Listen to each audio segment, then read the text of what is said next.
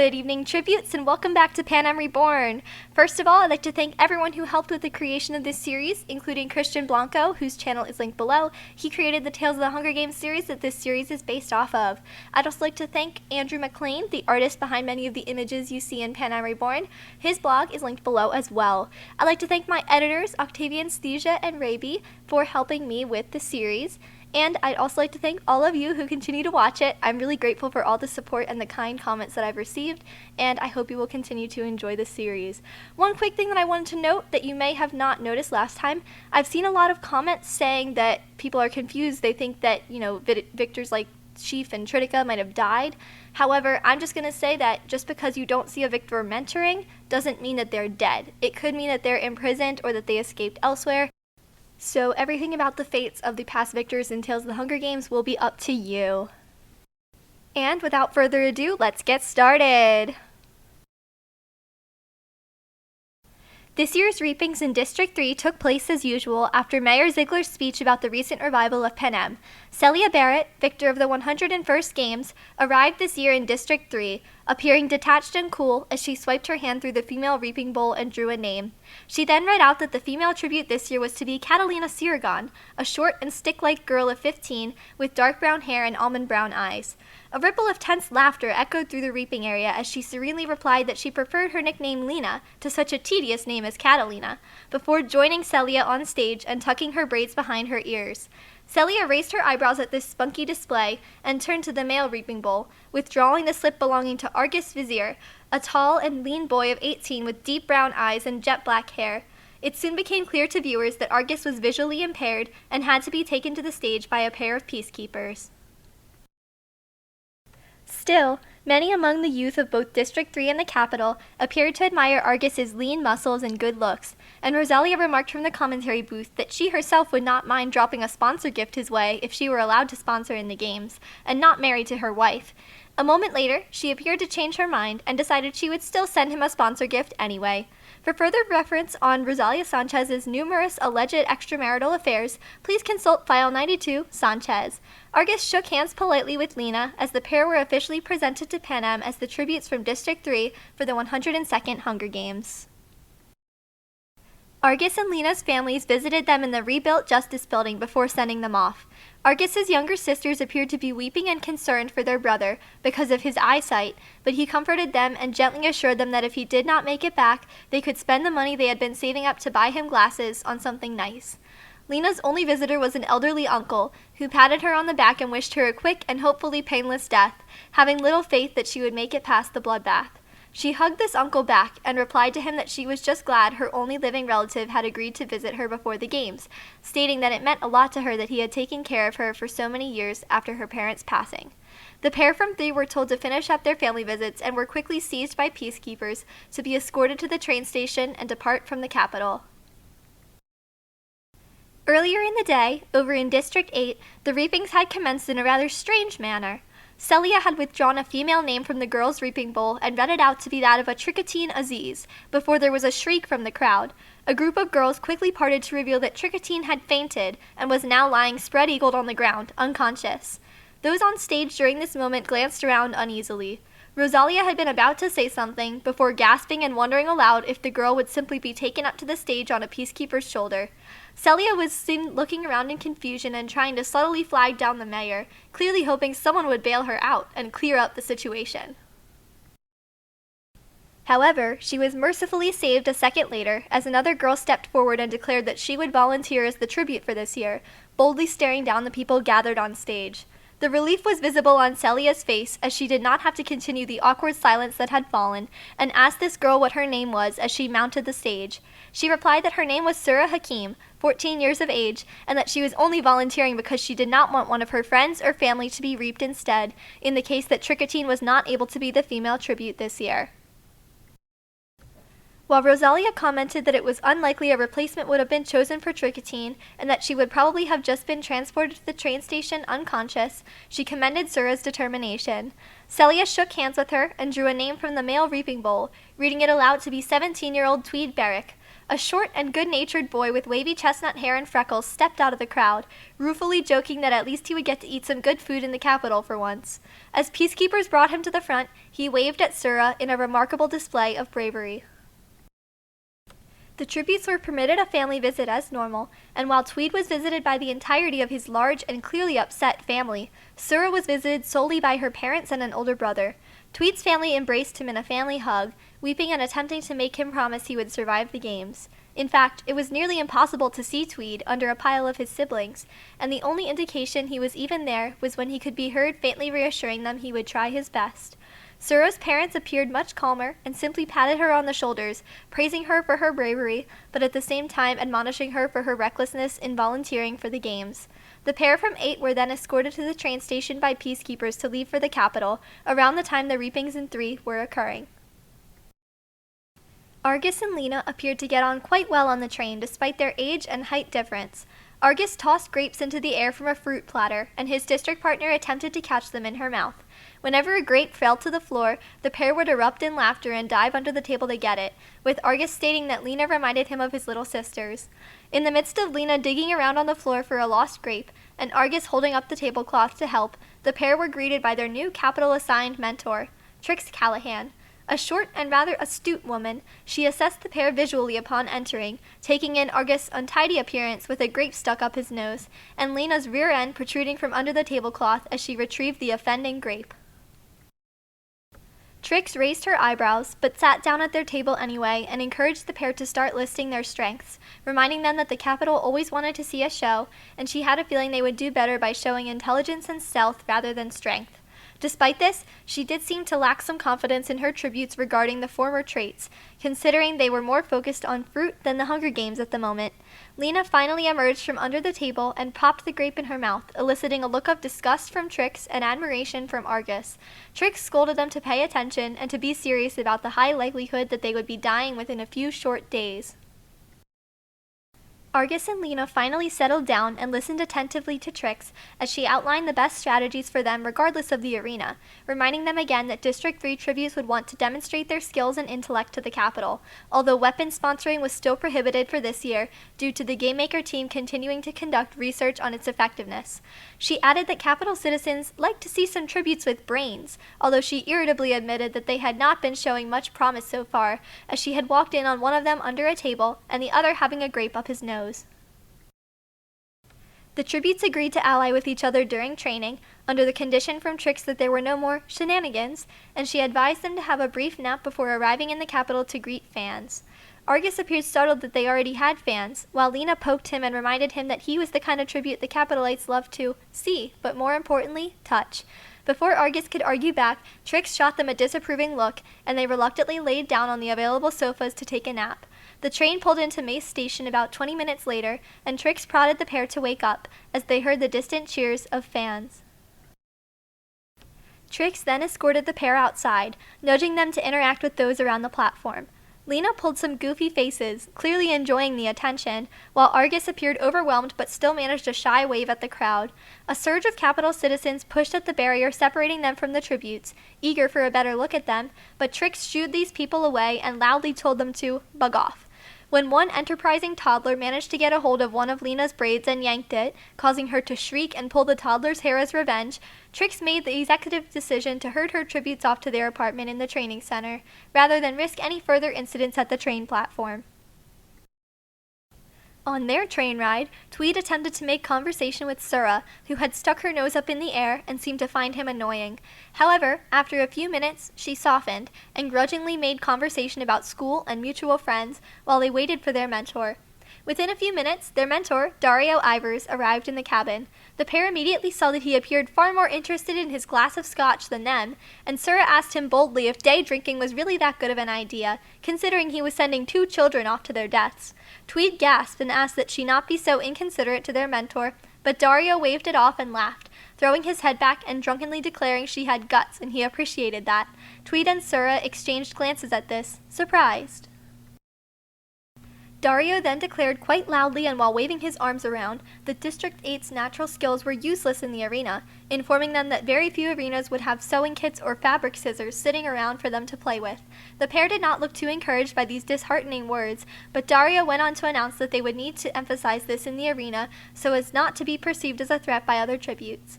Instead, he encouraged them to train at as many stations as they could and observe other tributes to know who was good at which skills.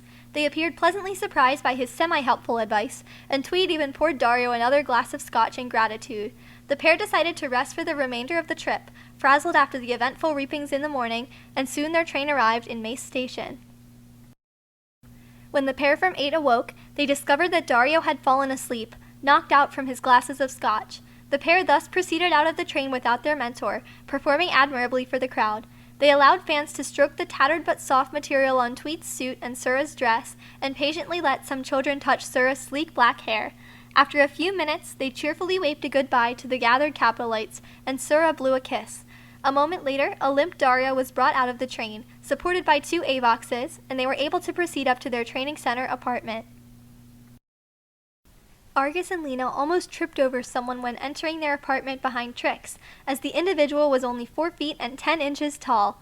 This ended up being Florizel Gamp, District 3's appointed stylist, angrily yelping from below them as Argus had accidentally run him over. The stylist extricated himself from both their legs as they hastily apologized for the mistake, but the damage was done. He ripped up a notebook of elaborate technology-inspired designs and instead practically shoved them into large, full-body black costumes with colorful buttons on the front, clearly intended to imitate some kind of remote. Even Argus and Lena winced upon seeing each other in these costumes and began to sorely regret not looking where they stepped when they had entered the room. Trix was seen cringing at the costumes, but as she was not the stylist for District 3, she did not have any final say and was forced to go along with this unfortunate costuming choice. Meanwhile, over at the apartment belonging to District 8, Tweed and Sura appeared to be having a much more successful time with their stylist, although their mentor still left a fair amount to be desired. A pair of Avoxes deposited Dario on the sofa after they arrived. They were soon distracted, though, by the arrival of their stylist, Taryn Raby. A remarkably kind and surprisingly down-to-earth woman despite her capital breeding, she allowed them to select from a booklet of designs. The pair of tributes both agreed that their favorite of the designs was a simple, country-living-inspired set, with Tweed in a colored shirt, suspenders, and loafers, and Sura in a flowing floral dress. Taryn declared the pair parade ready after applying some light makeup and assured them that they would steal the show even without their costumes. Since they were done early compared to most tributes, Taryn exited the room and they sat down on a sofa across from Dario. The pair did not seem to know what to do with their mentor and spent the rest of the time before the tribute parade flapping up his eyelids and attempting to revive him in a variety of ways, none of which were remotely successful. Before the tribute parade, it was rumored this year that an altercation occurred among the career tributes, with Basra, from 1, accusing Hercules, from 2, of flirting with her district partner, Aurelio, and Vesta, from 2, trying to break up the conflict. In the process, Aurelio and Basra's ruby-encrusted sashes across their matching costumes were ripped, as Hercules tore into the pair in fury at the accusation.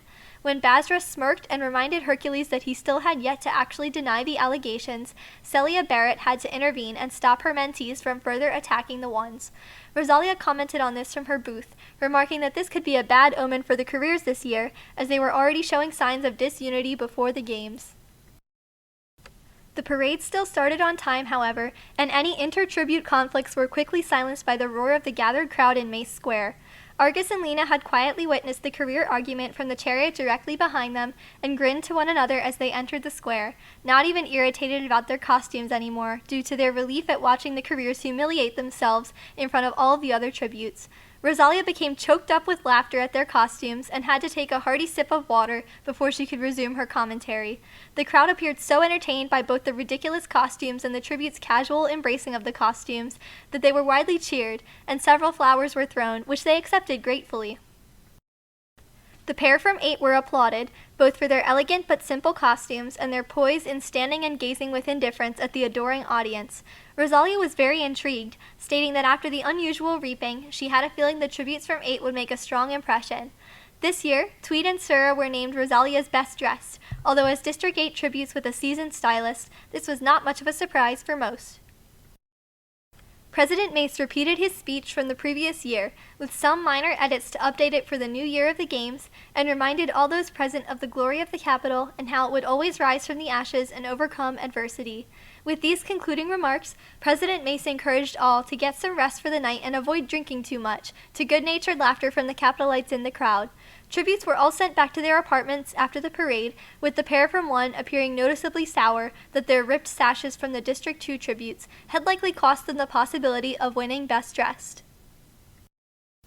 Argus and Lena wished each other a good night's rest, and after a quick debrief with Trix about training the next morning, they soon retired to their rooms.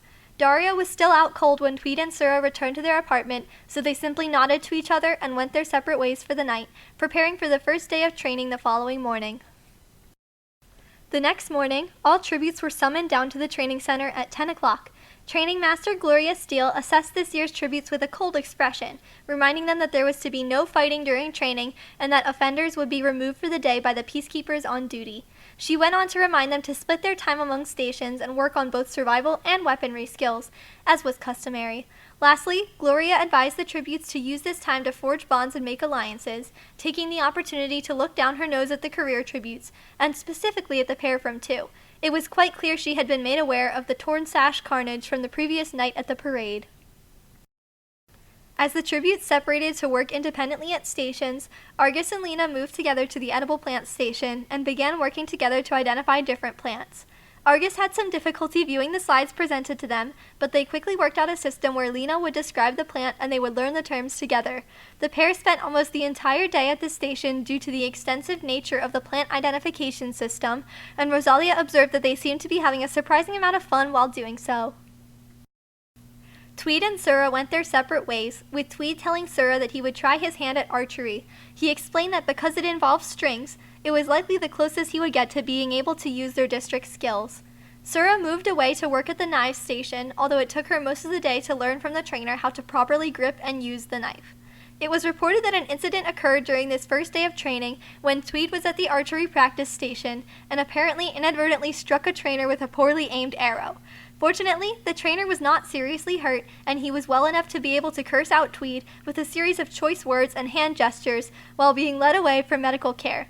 It was later determined that this had indeed been an accident rather than intentional, and Tweed was let off with only a short blast from Gloria Steele's new toy, a small customized water cannon. During the second day of training, an unusual alliance was formed. Skoda from 5, Hermosa from 6, and Hana from 11 had all been working together closely throughout the first day at the hammock-making and shelter-making stations. These girls appeared to form an alliance together and seemed to be scouting Lena and Sura as potential members as well. Hana approached Sura at the edible insect station with the proposition, and Sura accepted before saying that she thought her district partner was a bit dense and more of a hazard in the arena than a help. Sura joined the other girls as they moved around between the survival stations, and the group made quiet conversation while trying to not draw too much attention to their growing alliance, though Sura seemed to gradually warm up to Skoda since their districts had fought during the Civil War. Skoda attempted to invite Lena to the group, but she declined on the basis that she would be working with her district partner in the arena and there would be a conflict of interest, though she made a rather goofy face at a camera behind Skoda's back when the other girl turned away. Tweed had been embarrassed by the events of the previous day and kept a low profile for the rest of the time in the training center, as he meekly worked with a few different weapons and survival stations. He seemed to notice Sura had grown distant and uninvested, but he managed to strike up an instant acquaintance with Rochester from 6 when the boys realized they were making the same mistakes at the fire starting station. This year, the station had been revamped to avoid any further burning incidents like that of Gaius from the previous year. Tributes were now required to wear protective equipment when making fires so as to not singe their eyebrows. Argus and Lena made their way around from station to station together, working quite well together. At one point, Aurelio from 1 sneered at Lena when she was quickly knocked over at the ropes course station, but Argus approached him and towered over him while glaring. Aurelio immediately stopped. Lena was seen returning the favor at the slingshot station, hastily fixing the rigging on Argus's slingshot when Basra from 1 laughed at him from afar for having tied it incorrectly so that its projectile would fly backwards at the owner rather than the intended target. Lena also proceeded to put her hands on her hips and call Basra a cotton-headed ninny-muggins, enraging the girl from 1 and forcing her district partner to hold her back from tackling the smaller girl to the ground. At the conclusion of the 3 days of training, the tributes were sent to display their skills to the panel of game makers for this year. Once again, details of individual performances were not revealed publicly, but Rosalia and her diligent team of gossip mongers once again obtained snippets of information. Argus had supposedly made a homemade explosive and set it off within a contained area, earning the respect of the game makers. Lena had rigged a set of sparklers to spell her name in bright-colored sparks across the floor, demonstrating that she did not even flinch when the hot sparks touched her skin in the process. Tweed set several arrows aflame and shot them into the edges of a round target, earning credit for his brave move but deductions for his poor aim. Sura tied several types of knots rapidly before using the final one to hang, a training dummy, and kicking it in the stomach for good measure. Scoring at the top of the pack this year were Hercules from 2, Basra from 1, and Bark from 7, with a record 3-way tie and scores of 10 each. Following closely behind were Aurelio from 1, Vesta from 2, and Argus from 3 with a score of 9. Sura scored an 8, Lena scored a 6, and Tweed scored a 5. At the bottom of the pack was Hermosa from 6 with a score of 4. Trix appeared satisfied by her tribute scores, while Dario loudly berated Tweed in front of his district partner for scoring badly. Tweed replied in an upset tone that had Dario actually attempted to coach him, he might have done better, to which Dario threw a beer bottle at him and had to be restrained by Sura and an Avox. Following this incident, Dario was banned from drinking around his tributes before the games, as it was found by a panel of game makers to affect his judgment. Rosalia entered the stage for this year's interviews to wild applause in a long dress with cascading layers of colorful ruffles, causing murmurs among the crowd as they attempted to decipher the hidden clue in her dress design. She was quick to greet the audience and pander to individuals in the crowd for entertainment, making a telephone gesture and stage whispering, "Call me," to an enthralled female viewer in the front row. Eventually, Rosalia settled down and conducted the interviews. Because the interviews were conducted with a ladies' first policy, Lena was early on in the lineup. She stepped out on stage in a silvery dress with what appeared to be glow sticks of varying colors as accessories, as it was reported that the pair from 3 had finally managed to reconcile with their indignant stylist after their earlier mishap. Lena's interview was short but sweet, during which she informed Rosalia that she liked her dress but found it a little bit too eye-watering for her tastes, advising her to choose less garish colors in the future. Rosalia appeared taken aback, but chuckled at this remark and replied that she would try her best to remember this fashion rule in the future. She continued the interview by asking Lena about her arena strategy, to which she answered that she could tell Rosalia, but then she would have to kill her, provoking laughter from the Capitol audience. When Rosalia added that Lena's big mouth could get her into trouble during the games, the girl crossed her arms and smiled, admitting that it was likely that even if she was ambushed and killed, she would continue running her mouth. With this, Lena boldly waved to the Capitol audience, stood, and stoutly marched off the stage. A stunned Rosalia watched from her seat, hastily recovering a moment later and motioning to the cameras to cut to a commercial break amid chuckles from the crowd. During the break, she managed to compose herself again, and by the time the cameras had begun to roll again, she was ready to welcome the next tribute. Argus was next up in the pack of tributes, arriving in a sleek silver suit decorated with real, light-up button details. Rosalia appeared particularly enamored by his presence, positioning herself seductively on her chair for the majority of his time slot. Rosalia's wife, Allegra, was in the crowd that evening, and gossip magazines reported later that she was scowling for most of Argus's interview. He gave measured answers to many of Rosalia's questions, and she fortunately managed to restrain herself from any risque comedy at his expense. Rosalia's last question to Argus was a rather personal but common one, inquiring if he had a special someone at home. Our analysts remarked while reviewing this that they could not tell if she was asking this question for the benefit of the public or herself. Argus was not expecting this question and sheepishly ran a hand through his slicked back hair before admitting he did indeed have a girlfriend named Alva, and that they were not sure as of this time as to the possibility of her being pregnant. The audience immediately broke into wails and gasps, with many bursting into tears and sniffling into their ruffled garments or those of their neighbors. Argus then shyly stated he wanted to win in case she was pregnant, and hoped that he would be able to return to her and be a good father to their potential child. Even Rosalia wiped a tear from her eye as Argus waved in a resigned manner to the sobbing crowd and exited the stage. It took several minutes for the live audience members to finally compose themselves again, but there was still the occasional sniffle heard throughout the interviews of the tributes from 4, 5, 6, and 7. However, this had mostly calmed down by the time Sura was called to the stage for her interview, and she was received to polite applause. Sura greeted Rosalia politely and inquired about her dress designer, stating that the silhouette looked quite appealing on the interview host. A flattered Rosalia replied that it was designed by her wife Allegra, who owned her own fashion workshop, and the cameras moved to show Allegra in the crowd as she politely acknowledged the resulting applause. The compliment certainly endeared Sura to Rosalia, who returned the favor by admiring Sura's high-low dress, which was light blue and patterned with white roses.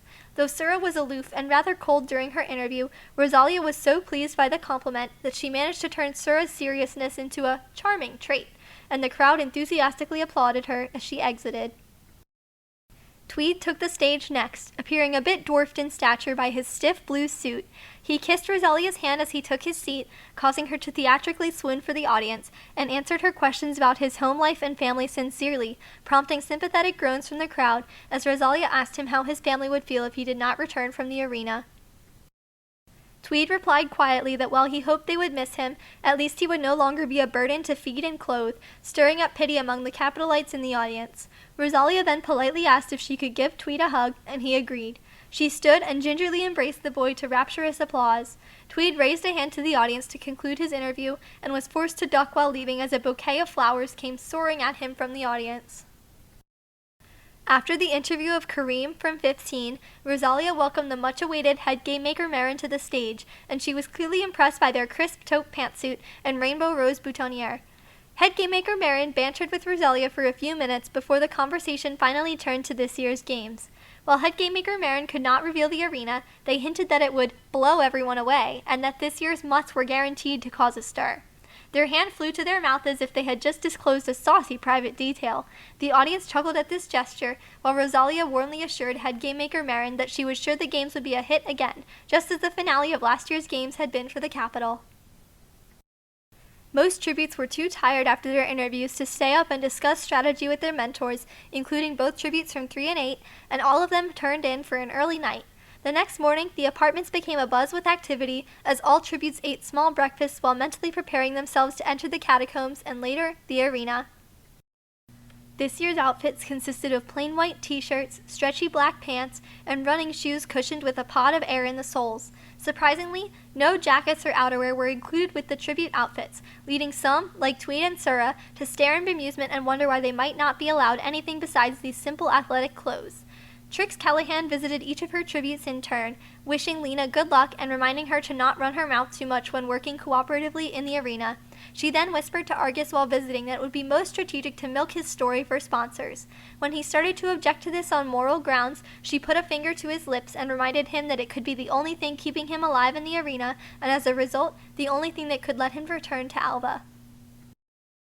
Dario Ivers had few words for the tributes from 8 as he saw them off in their respective rooms, giving the rather unhelpful advice of try not to die in the bloodbath, and giving Tweed a hearty pat on the back. He attempted to do the same to Sura, but she glared with such an intensity that Dario threw his hands up in defeat and backed away. All tributes were instructed to step into their capsules as the countdown commenced shortly afterward and the tubes slowly ascended into the arena. The arena for this year was an extensive tulip field, striped with flowers of varying shades between pink, burgundy, red, yellow, white, and purple. A large, slightly eroded windmill squatted in the center of the field, with the cornucopia about 100 yards in front of it. As the podiums rose, it became clear to viewers that there seemed to be an unnatural heat wave pervading the arena. The tributes all looked around frantically as the countdown proceeded forward, searching for any place besides the windmill that might offer shelter or cover. Lena's podium was located exactly across from the windmill, giving her one of the worst chances of reaching it before the end of the bloodbath, something she appeared to realize as she scowled and made a hand gesture at the sky that appeared to be directed at head game maker Marin. Argus raised his eyebrows at this gesture, as his podium was neighboring Lena's, but he appeared to have difficulty visually focusing on the individual items in the cornucopia ahead, and seemed rather lost as to the best course of action. Meanwhile, Sura had the misfortune of being located to the west of the windmill between Basra from 1 and Hercules from 2, who were both glaring daggers at each other, as it was quite apparent that gossiping and sash-tearing incident from the tribute parade had not been forgotten. Tweed was slightly luckier, positioned to the east of the windmill next to Hannah from 11 and Hermosa from 6, and he made eye contact with Rochester from 6 as they indicated to each other that they would run away from the cornucopia. The cornucopia this year contained only backpacks, but it would be a hit or miss for tributes, as some backpacks contained everything from food and water to smaller weapons like knives and miniature scythes, while others were completely empty. Sura looked around at Skoda from 5, Hermosa from 6, and Hana from 11, as the group silently confirmed they would each attempt to grab something and regroup at the windmill. Lena mimed grabbing a backpack to Argus, who nodded as she continued miming that he should guard her while she took supplies for them. The tributes had hardly finished finalizing their plans before the starting cannon fired, signaling the end of the countdown and the start of the 102nd Hunger Games. The scuffle that followed was so intense and action-packed that many Capitol programs had to do slow-motion replays after to fully dissect it. Shockingly, the careers appeared to be too busy fighting each other for once than other tributes. From the moment the gong rang out, Basra and Hercules appeared ready to engage in a brawl. In fact, had it not been for Vesta intervening and pulling Basra and Hercules along with her to the cornucopia, Rosalia stated she thought one of them would have killed the other within seconds. Aurelio joined them a moment later, apparently noticing something at the corner of his vision. The girl from 9 was attempting to make off with a backpack containing some food and a knife, but in one swift move, he body slammed her to the ground and used the knife to stab her through the head, seizing the backpack. Basra crowed with glee that her district partner had gotten first blood, before promptly being tackled from behind by the girl from 4, who was wielding a miniature scythe and threatening to slit her throat. Basra gurgled for air, her dark hair thrashing around behind her, only for the girl from 4 to be torn off her back and choked by Vesta. During this chaos, Tweed and Rochester managed to seize a small backpack containing a few knives and 2 water bottles before holding hands and sprinting away together towards the far end of the field, away from the front of the windmill. Sura's alliance had been quickly raiding the backpacks at the very exterior of the cornucopia, but realized slightly too late that the careers had just impaled the boy from 5 and were now heading in their direction with eyes fixed forward for the kill. Sura shouted at her allies to scatter, pointing wildly at the incoming career pack. Skoda and Hana fled the area towards what appeared to be a small paddock in the distance. Sura strapped on a backpack and straggled through the tulips after them, before realizing that Hermosa, who had been behind her, was struggling to get up. She appeared to debate going back for Hermosa or running, before curling her lip decisively and sprinting towards the paddock, not looking back the entire time. She plugged her ears a moment later as Hermosa's agonized screams and the laughter of the careers rang out around the clearing. Footage captured during this time showed several other scuffles occurring at the cornucopia, none involving the careers. Ray, from 4, and the girl from 15 fought over a backpack, before Ray managed to fatally slam her head into the side of the cornucopia and made off with the backpack. Ray then seemed to notice that Bark from 7 was in trouble, as Bark was engaged in a struggle with the boy from 10 over some water bottles and some packaged food. Ray hurried over and swiftly ended the fight by slashing the boy from 10 across the throat with the knife from his new backpack, exchanging a respectful nod with Bark. His contentment instantly turned to horror as Bark suddenly fell forward with a knife in his back, courtesy of Acorn from 11. Acorn was decidedly bigger, and Ray charged out of the cornucopia clearing to avoid further confrontation. During this time, Lena and Argus had been sheltering in the shadow of the cornucopia with 2 backpacks in hand, attempting to find a way out of the blood-soaked clearing. Acorn whipped around and noticed the pair, eyes lighting up. Lena grabbed Argus's hand and urged him to get up so they could run away, as Acorn approached them with his bloody knife in hand. Argus charged forward at Acorn and the 2 boys engaged in a struggle, with Argus trying to wrestle the knife out of Acorn's hands as Acorn attempted to stab him. Lena flitted anxiously in the background, watching the careers pursuing and taunting Hermosa before they finally caught up. Argus grunted, alerting his ally to the more pressing fight, and she hurried forward. Argus asked Lena to help him out by kicking him where it hurt, to which she nodded brightly and delivered a swift kick to Acorn's groin once the opportunity arose.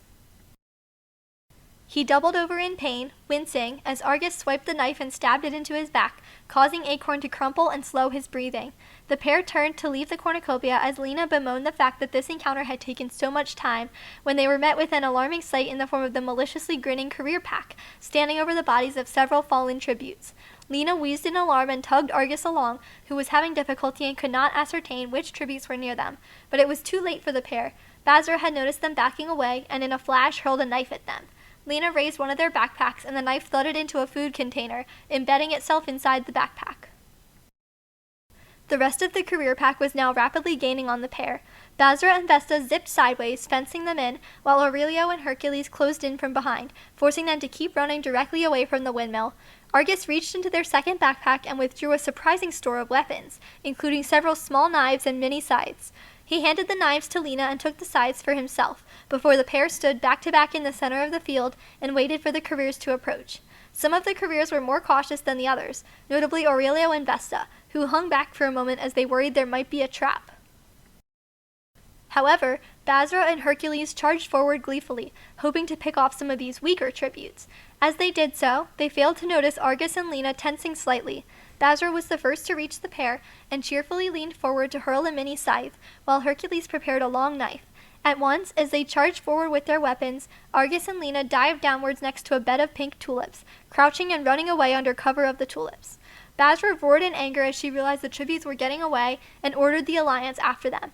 Hercules did not take kindly to being ordered around after the events of the tribute parade, and he angrily insisted she take care of it herself, as the other careers nodded in agreement and retreated. Rosalia gasped and stated that she hoped there would be drama. Vesta agreed, insisting it was Basra's job to finish things as she had instigated the conflict. In fact, no one in the alliance seemed to mind the idea of Basra departing, and so she indignantly stormed off towards the scurrying tributes from 3. Behind her, Vesta yawned, while Hercules and Aurelio compared knife sizes. Lena screamed a second later as one of Basra's knives decapitated several nearby tulips and narrowly missed her own head. Basra was attempting to climb through the tulips to pursue them, hurling knives the entire time that clipped the flowers near the pair, but did not hit them directly. Finally, Basra managed to land in the same pathway and viciously threw 2 knives at once, which both struck Argus in the shoulders. He cried out in pain and fell to the ground as Lena yelped and tried to extricate the knives. Basra laughed roughly, sneering at her and demanding that they fight one-on-one. Argus gritted his teeth and managed to weakly stand up, swaying slightly, while Lena tugged frantically at the knives. Basra calmly strode forward and leveled her knife at Argus, clearly savoring the moment. She moved it back and forth between Argus and Lena, evidently deciding who to kill first, when Argus mumbled something to Lena and she nodded in reply. As Basra theatrically mused aloud about who to kill, Lena inched her hand down to her left and seized a bundle of tulips from the row next to her. In a flash, she hurled the tulip bouquet at Basra's face and fled with Argus. Basra let out a muffled shriek of frustration and surprise as the plume of tulips whacked her in the face and indignantly looked back at her career allies for assistance as she motioned at the fleeing pair from 3. To Basra's annoyance, they were in fact paying her no attention. Hercules had laid down for a nap, and Vesta was fanning herself and her district partner from the heat with a plume of burgundy tulips. Aurelio looked at Basra and shrugged, declaring it had seemed to get hotter outside after the bloodbath, and that he did not have the energy to go after a pair of weaklings.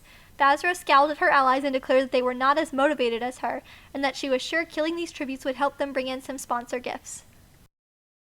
However, Aurelio reminded her that sponsoring was limited just like the previous year, and the most they could hope to receive was some food or water, when the group already had several packs available. Basra argued back that she was not just doing it for sponsors, but to do her part for the alliance, something of which she clearly did not believe her allies were capable. It was around this time that 8 cannons sounded to mark off the bloodbath deaths, and this seemed to spur Basra even more as she made an obscene hand gesture at her allies and hurried off in pursuit of the pair from 3. In the far northwest region of the fields at the paddock, Sura's alliance rested and attempted to cool off in the afternoon heat. Skoda, who appeared to be the makeshift group leader, expressed her disappointment at the loss of Hermosa to the other girls, but each affirmed her commitment to the group and stated that perhaps they would stand a better chance against larger tributes if they worked together. The trio, consisting of Skoda from 5, Sura from 8, and Hana from 11, collectively had gathered backpacks that included several packets of food, 3 water bottles, and 4 knives. Each took a small sip from one of the bottles and sat down at the edge of the paddock to examine their surroundings. The paddock was a large wooden structure, with a tall central archway and a sturdy octagonal fence. It appeared to be built to hold some kind of mutts, a theory confirmed by Rosalia in the commentator's box, although she did not reveal at this time the species of mutt. The alliance correctly guessed that the mutts must have been released already and were away from the area, so they began to make a small encampment behind the paddock and discuss their next moves. Hana reported that she had witnessed the careers heading the opposite direction from them at the bloodbath and was confident they would not be followed, although her voice trembled slightly at the prospect of encountering bigger and stronger tributes. Skoda picked a tulip and began to draw in the dirt behind the paddock, trying to create a map of the arena and show known positions of other tributes. All of the girls put their heads together in the center, conferencing about where each had seen someone else run to at the conclusion of the bloodbath, when they were suddenly interrupted by a cannon and a growing rustling noise coming from a region of tulips closer to the center of the arena. Hana was the first of the group to look up and quickly paled, tugging at the other girl's sleeves. It was at this time that Rosalia revealed that the subject of their alarm was a large herd of oxen stampeding towards them, having just killed the boy from 9. All 3 girls shrieked in unison and leapt to their feet in a panic. Yet instead of fleeing the area, Sura shouted for the girls to scale the fence and crowd together atop the arch at the front of the paddock, reasoning that the oxen could chase them around forever but could not fly to attack the top of the archway. Rosalia applauded this logic from the commentary room, admitting she did not think even the game makers had thought of this ingenious idea. Hana, the smallest of the 3 girls, took a running jump and managed to grab onto the arch, pulling herself up and assisting the other 2 girls with their backpacks to a cramped sitting position on the top. The oxen zoomed through the arch only seconds later, narrowly missing the girls' legs. They let out a collective sigh of relief as the oxen gathered serenely in the paddock. Skoda asked the other girls if they believed the oxen to be hostile, to which they all agreed after noticing the blood and gore coating several of their horns from the unfortunate boy from 9. While their position on the arch was rather uncomfortable, with all 3 wedged on a thick and splintery bar of wood, they were all too terrified to move from their perch. Sura grumbled loudly that she did not like being held hostage by a bunch of cows, but quieted down a moment later when one of the oxen bellowed menacingly from below. Rosalia remarked that at least the girls had a bird's-eye view of the arena from this new location, and they appeared to resign themselves to waiting out the oxen's lunch break in the paddock. The cameras had also found Tweed and Rochester around this time as the boys were squatting in a zone of white and yellow tulips. Rochester appeared to be experiencing some severe allergies, with Tweed leaning away from him to avoid his explosive sneezes. The boys had only managed to take a single packet of food between them, although Tweed suggested that they might be able to use the tulips as straws and suck out the water from them, after observing the dew gathered on their petals. However, he appeared concerned about the possibility of Rochester's sneezes attracting attention, and the pair both jumped in fright a second later as another cannon boomed in the distance. This ended up being that of the girl from 7, who had been trampled by the oxen on their way back from killing the boy from 9, although it had been inaudible to most tributes due to the stampede. Tweed muttered to Rochester that he needed to keep his allergies contained and suggested blowing his nose on his shirt. Instead, the only thing this accomplished was for Rochester to blow his nose so loudly and obnoxiously that Rosalia could have sworn she had seen a few tulips wilt just from the sound. Tweed yelped in alarm at the loudness of this nose blowing, and upon seeing Rochester was ruining his shirt by doing so, quickly removed his own shirt to help cover him and stifle his sniffling. Rochester flushed bright red upon witnessing his ally shirtless and averted his eyes, although Tweed did not appear to mind and busied himself with setting up a small encampment among the tulips. Despite Rochester's sneezing, slightly more muffled now by the 2 shirts he was using, the boys managed to have a quiet conversation about their home life. Rochester appeared interested in Tweed's large family, as he himself was an only child, and Tweed eagerly opened up and talked at great length about how much he loved his family and cared about them. Rochester wistfully replied that he wished he could say the same, admitting that his parents were too busy with their mechanic jobs to have much time for him, and Tweed promptly assured him that he would look out for him in the arena before offering a handshake. The other boy accepted, smiling shyly up at Tweed, and the boys settled down for the afternoon to keep a lookout for other tributes. Rochester had long since become adjusted to the fact that his ally was sitting nearby without a shirt on, and Rosalia swore during her commentary that she even saw Rochester sneaking some peeks when Tweed was not paying attention. The boys enjoyed a restful afternoon, although viewers were intrigued when Tweed appeared particularly interested in Rochester's diligent sucking of a tulip stem to hydrate himself in a way that many interpreted as rather intimate. Aside from this, there were little to no disruptions at their campsite, and Tweed and Rochester continued to chat and sort out their small stock of supplies. Rosalia did note, however, that the boys appeared to already be quite close with each other, and admitted that this might increase their odds of survival in the arena. Once again, games coverage refocused on Argus and Lena, sprinting through beds of tulips and trampling hundreds of flowers as they ran from Basra. She shouted obscenities at the pair and very explicitly informed all of Panem exactly what she planned to do to them when she got her hands on them. Argus had to be helped along by his ally due to the knives still wedged in his shoulders, but it was clear the pair could not make it much farther with one of them injured and an agile opponent in hot pursuit. They managed to gain a slight lead over Basra by hurdling 2 rows of tulips at once, but Argus soon stopped and sadly regarded Lena. She immediately began shaking her head and backing away, eyes wide, face pale and flushed. However, Argus simply took the smaller girl's hand in his and squeezed it, telling her to take good care of Alva on the off chance she won. Lena burst into tears as Argus released her hand, nodded, and told her to run as fast as she could before they got her. With this, he turned and jogged towards Basra, and Lena appeared dizzy and ready to faint. However, she steeled herself and turned, sprinting away and pumping her arms as fast as she could. Within a few minutes of running, 2 distant cannons were heard. Rosalia commented that while Argus had successfully overpowered Basra in the ensuing struggle, in the end he too had succumbed to blood loss. The cameras found Lena again, hurrying toward the center of the arena and entering the windmill via a front entrance. The structure was octagonal inside, and mostly open with a set of stairs leading to an upper ledge and the control room to operate the turbine within. Faint light flooded in from the sunny day outside, and she squinted as her eyes adjusted to the darkness. As soon as she confirmed there was no one else inside, she collapsed into the corner on a straw pallet and sighed deeply. For the rest of the day, there were hardly any disturbances in the arena. All tributes had managed to carve out a niche in their own corner of the arena, and the Career Alliance did not even appear too concerned about the sudden disappearance of Basra. The oxen eventually left the paddock to graze in a field behind the windmill, allowing Sura's female alliance to climb down from the structure and return to their campsite behind the paddock to take turns on watch for the evening. Tweed and Rochester had been enjoying afternoon naps and only woke up in the evening in time to eat some of their food pack and watch the fallen in the sky. Lena watched the anthem and fallen tributes in the sky from her pallet in the windmill, gazing out through a small window at the night sky. The portraits of Basra from 1, Argus from 3, the girl from 4, the boy from 5, Hermosa from 6, both tributes from 7, both tributes from 9, the boy from 10, Acorn from 11, and the girl from 15 were shown in the sky. Upon seeing Argus's portrait, she muttered, "Stupid boy," through a few sniffles, and tried to stifle it by lifting a water bottle to her lips with shaking hands, but this proved unsuccessful, and she spilled the water on her lap. All was quiet in the arena as tributes settled down for the night and tried their best to get some sleep. In the middle of the night, another cannon sounded. This turned out to belong to the girl from 10. She had unsuccessfully attempted to ambush the career campsite and steal one of their backpacks, but had been caught by Hercules, who was on guard and returning back to camp after relieving himself.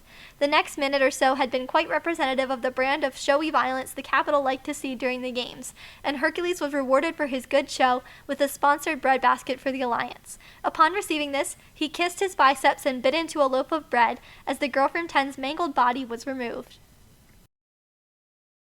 The following morning, Tweed and Rochester awoke and discovered, to their alarm, that they had been spooning each other in their sleep.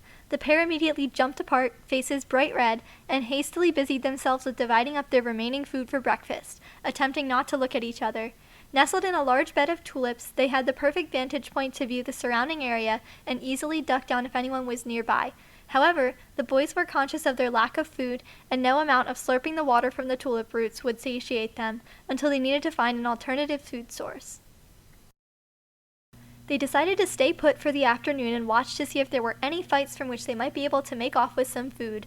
Unfortunately for the boys, their area of the arena appeared to be deserted, as it was such a large arena that most tributes could easily avoid each other without intending to do so. Yet it was only around a half hour into their watch that they were startled by a loud thudding behind them. Wary that this might be a trap, the boys peered over top of their tulip row. To their alarm, there appeared to be a tribute lying face down on the ground, although no cannon had sounded. Rosalia identified this to viewers as Ray from 4. A moment later, Rochester made the same correct identification, although warned Tweed in a hushed whisper that perhaps Ray was working with the Careers and the body was a setup.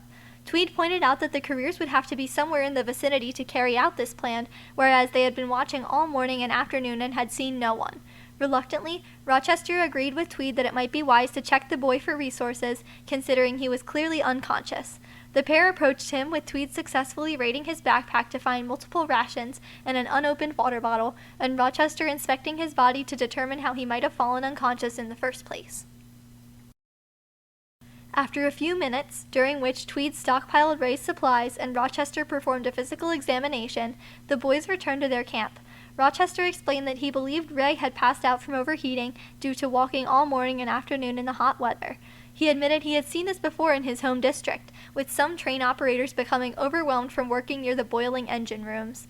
The boys did not have any weapons with which to put Ray out of his misery, though, and simply had to wait for the eventual cannon a half hour later as his body succumbed to the heat and exhaustion. For the rest of the day, Tweed and Rochester enjoyed a small lunch and afternoon nap.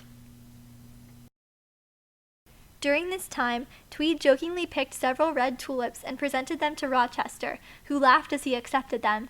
The laughter ceased a moment later when Tweed withdrew a rose from the bunch and tucked it behind Rochester's ear, causing him to turn a shade of red that perfectly matched the flowers. Even Tweed blushed a bit at this and asked Rochester if he had gone too far, but Rochester furiously struggled to contain his growing blush as he assured Tweed that he had not crossed a line, and in fact he appeared rather aroused by the gesture. The boys lapsed into a slightly awkward silence at this time and busied themselves with several tasks as the afternoon stretched on.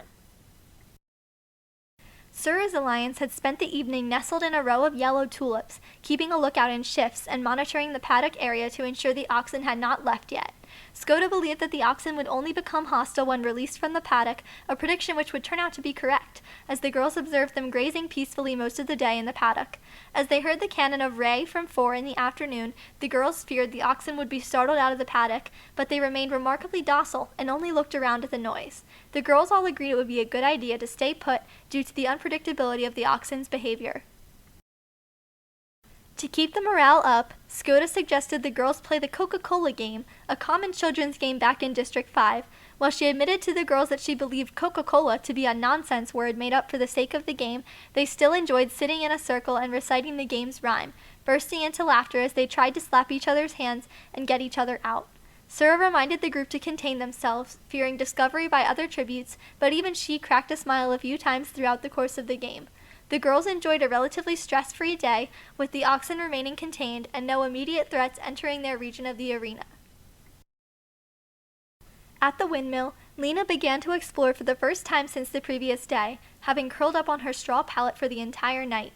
Viewers around Panem could see her red eyes and dark circles under her eyes as she emerged from the confines of the pallet and pushed herself into a standing position.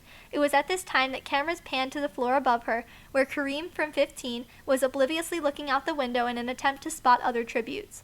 Rosalia appeared surprised that more tributes had not chosen to enter the windmill, but she added a moment later that it was likely because most thought others would be there already, and Kareem and Lena were just very lucky that no one else was there. Lena ate half of a ration pack and drank a few half-hearted sips of water, which clearly energized her, and she began to move around the windmill floor to stretch. On the second floor, Kareem yawned and poked around a bit, exploring the old and worn-down structures within the windmill. Rosalia explained to viewers that the windmill was an authentic one from District 9 that had survived both the Great War and the Civil War, and admitted that she was disappointed both tributes from 9 had not survived the first day, as she would have been interested in seeing them use the milling mechanics against other tributes. Lena curiously climbed the dusty spiral staircase against the windmill walls, drawing her knife and sipping some water from one of her bottles. Kareem only had a single water bottle left on him, and clearly had not eaten since the past day, but he was fishing around in an old grain bin to see if there was anything left at the bottom to help fill his appetite. As Lena ascended the stairs, she appeared to hear this rustling, and cameras captured her eyes growing wide in fear. Worrying that Kareem would hear that there was an intruder, she scampered onto the ladder near the grain bin on the second floor and began scaling it, holding her knife between her teeth and with the water bottle braced in one hand against the ladder rungs. Yet Lena's timing was poor, as Kareem had just emerged from the grain bin with a direct view of the girl climbing the ladder in front of him. He angrily seized his miniature scythe from the ledge behind him, mistakenly believing she was attempting to sabotage or kill him. Kareem charged up the ladder to the third floor, looking to eliminate his opponent before she eliminated him, only to encounter a maze of gears and mechanisms left over from when the mill was still in use. Meanwhile, Lena was sprinting through the floor area, nimbly dodging and sidestepping the different obstacles in the way. She halted in front of a tall metal chute, seeing there was no way up to the top floor within the confines of the windmill. Lena turned around and found Kareem barreling at her, having finally navigated the old equipment. To buy time, she leaped onto the millstone near the center of the floor and poured the contents of one of her powdered ration packs into the chute, as the millstone's gears achingly creaked to life and began to turn. Kareem attempted to follow what was going on with his eyes, but before he knew it, she had lunged forward and used the force of her jump to tackle him into a corner, showing surprising resilience. Kareem pushed her off him, but his own body was starting to give out from a lack of food, and all he could do was weakly let punches fly and swear faintly in French as Lena struggled to press him into a wooden block. This block was directly below a trip hammer, about to be triggered by the grinding millstone. Lena jammed her knife into Kareem's shoulder, pinning him, and panted heavily from exertion as she waited for the gears turning to trigger the trip hammer. Kareem flailed, cursed in a combination of French and an unidentified language later confirmed by an independent expert to be Arabic, and successfully kicked her in the stomach, causing her to recoil. Just as he started to smile, realizing he would probably be able to gain the upper hand, the trip hammer thudded through the air and down onto his head, splattering Lena and the walls with gore as his cannon sounded. As a hovercraft claw reached through the open window hole to collect Kareem's body and disfigured head, Lena appeared disgusted, but most of all relieved.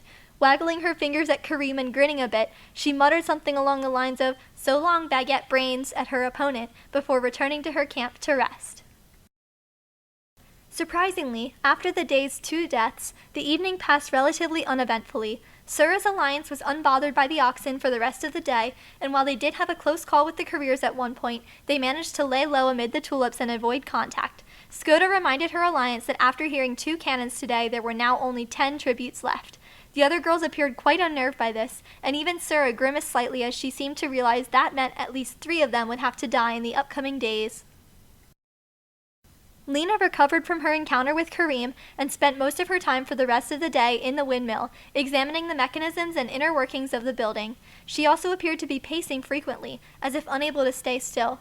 Lena attempted to release this pent-up energy by scaling the length of the windmill from the inside, but fell off the ladder as her muscles were too exhausted from the earlier events. She spent the rest of the evening nursing a slightly wounded arm and waiting for the anthem and fallen to be shown for all tributes, although it was noted by commentators that she certainly seemed to have recovered after Argus's death and had a renewed interest in survival. She glanced up at the sky through the window and hopefully offered to do her best President Mace impression for sponsors, but was met with silence and the cameras cut away.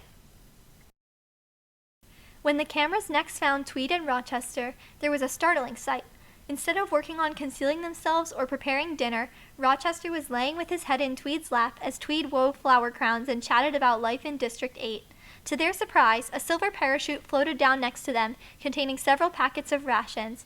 Rochester leaped up to retrieve it, and although Tweed appeared overjoyed at the gift and immediately set about shuffling him in with the pair's other ration packs, Rochester furrowed his brow. Tweed asked if there was something wrong, to which Rochester replied that there was not, but he continued looking troubled for several minutes afterward and was clearly deep in thought. Over at the paddock, as night fell on the arena, Sura's alliance watched the portraits of the fallen in the sky as Panem's anthem played. The portraits of Ray from 4, the girl from 10, and Kareem from 15 were shown, and although Skoda expressed relief that the careers had clearly been too busy mucking around at the other end of the field to find them, Hana became upset at seeing more portraits in the sky. When the other 2 girls expressed their sympathy and attempted to console her, Hana burst into tears and ran away, hiding at the other end of the paddock. Skoda appeared at a loss as to how to comfort their ally, but warned Sura that someone needed to retrieve Hana before she could stray too far and possibly get attacked in the dark.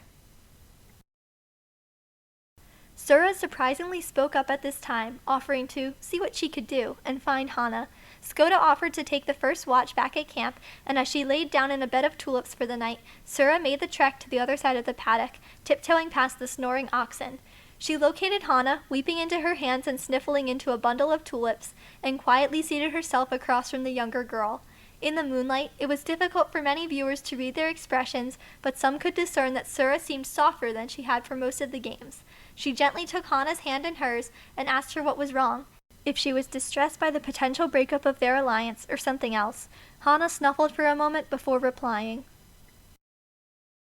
She admitted that she was not only upset by the dwindling numbers of tributes, but that she knew it was highly likely she would die in the arena, as she was only 12 years old and there were much bigger and stronger competitors. Sura squeezed her hand and assured her that at least she was not like Tricotina Aziz, who had fainted at the reaping. She went on to remind Hana that she was very brave and resourceful for seeking out an alliance and staying with it, promising she would not betray her and that the girls would be together for as long as they could. Hana appeared slightly less hysterical after hearing these words and thanked Sura for the reassurance. The older girl then helped her to her feet, and they made their way back to the camp. The rest of the night passed peacefully for all tributes, as the previous day had been particularly hot in the arena, and many were worn out from the heat. However, in the morning, Sura's alliance was awoken by a commotion coming from northeast of the paddock. Hannah was the first to wake up and almost fell back over in shock as she realized that the slumbering group was being approached by the careers from afar, who had not yet noticed their presence due to the tall tulip rose, but who were bound to do so within minutes. Hannah shook the other girls awake and explained in hushed tones that she had just witnessed the girl from 2 and the boys from 1 and 2 heading in their direction, before pointing at their approaching figures framed against the sky. Sura, Skoda, and Hannah scrambled to get up and pack their supplies as the trio whispered about how to deter the careers from finding them. Unfortunately for the Alliance, the careers had heard the faint whispering and exchanged glances, carefully creeping closer and listening in. Vesta managed to catch Hannah mentioning the weaponry stockpile the girls had in their backpacks and silently communicated this to Aurelio and Hercules with hand gestures. Yet Hercules misunderstood her gestures about the weapons and took it to mean she wanted to attack the group. Blundering forward, he pushed his way past his allies and parted 2 rows of tulips to reveal the 3 terrified girls, who immediately screamed in unison. Hercules grinned and slashed forward, menacingly decapitating several tulips before announcing loudly that he got them, motioning to Vesta and Aurelio to join him in the upcoming massacre. The girls cowered, frantically trying to come up with a plan, as Vesta scolded Hercules for misunderstanding her. During this time, Sura's eyes lit up and she asked the other girls to cover for her as she dived into a different row of tulips. When Hercules looked back, he failed to notice that one of his intended victims was gone.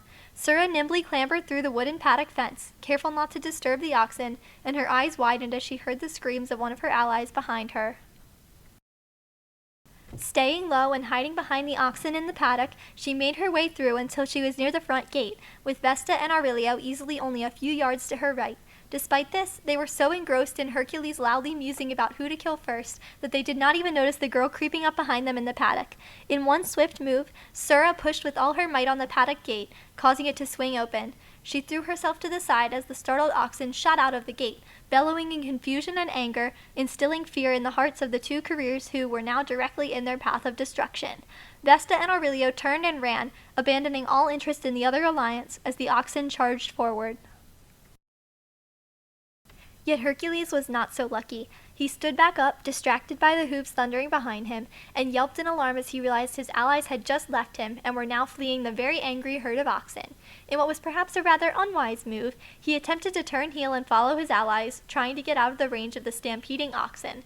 However, he was too late, and as the girls' alliance watched from the paddock area, Hercules was quickly overtaken by the herd. Sura covered her own eyes with one hand and Hannah's with the other, as they heard the faint cannon over the charging animals. Breathless, the girls high-fived each other and decided to leave the paddock for the south end of the field, reasoning that the oxen would return soon. The group sprinted away from the paddock, wary of the possibility that the 2 remaining careers could return soon to finish the job from earlier, and only stopped running when they had become comfortably distanced from the paddock and settled in the space between a row of yellow and pink tulips. Sura checked her allies for injuries, as Skoda kept a sharp eye on the visible area of the field. Fortunately for the group, no one was injured apart from a few minor scratches, and they made a small encampment in this area of the field as evening began to fall on the windmill field.